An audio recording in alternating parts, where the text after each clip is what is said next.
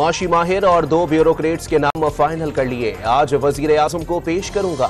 शहबाज शरीफ के नाम बेहतर हुए तो उसे तस्लीम कर लूंगा। ऑपोजिशन लीडर का रद्द-ए-अमल, इलेक्शन मार्च तक मुलतवी होने के इशारे दे दिए।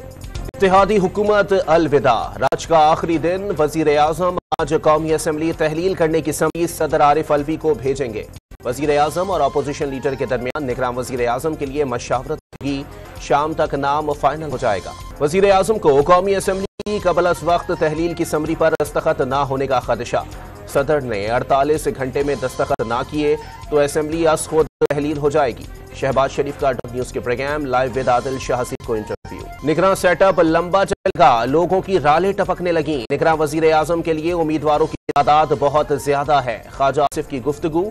वजीर दिफा को इलेक्शन 2023 में ना होने के खदशात। वजीर आजम की जेर सदारत वफाकी काबीना का अलविदाई इजलास। ECL में मुख्तलिफ नाम शामिल करने और निकालने पर मुताल्लिक तबादला ख्याल। डिप्टी गवर्नर स्टेट बैंक की तैनाती एजेंडे में शामिल। हुकूमत ने वसीम मुख्तार को चेयरमैन नेपरा तैनात करने की मंजूरी दे दी। वफाकी काबीना से सर्कुलेशन के जरिए समरी की मंजूरी ली गई। नेपरा ने के इलेक्ट्रिक के लिए बिजली ₹2.21 फी यूनिट महंगी कर दी। जून की माहाना फ्यूल एडजस्टमेंट की मद में इजाफा किया गया। बकिया शहरों के लिए बिजली की कीमत में 81 पैसे फी यूनिट इजाफा। इस्लामाबाद हाई कोर्ट में चेयरमैन PTI की अटक से अडियाला जेल मुंतकिली की दरखास्त पर समाअत जुमे तक मुलतवी।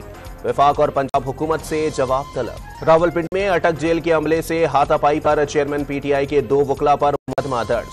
वकला शेर अफजल खान और उमैर खान न्याजी ने हेड वारंट अबरार खान की यूनिफॉर्म फाड़ डाली। मुकदमे का कतन।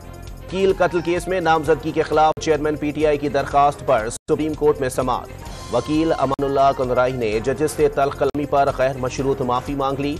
जस्टिस मज़ाहिर नकवी का माफी कबूल करने से इनकार। कोयटा के ज्वाइंट रोड पर नामालूम अफराद का दस्ती बम हमला, खातून समेत 5 अफराद जख्मी हो गए।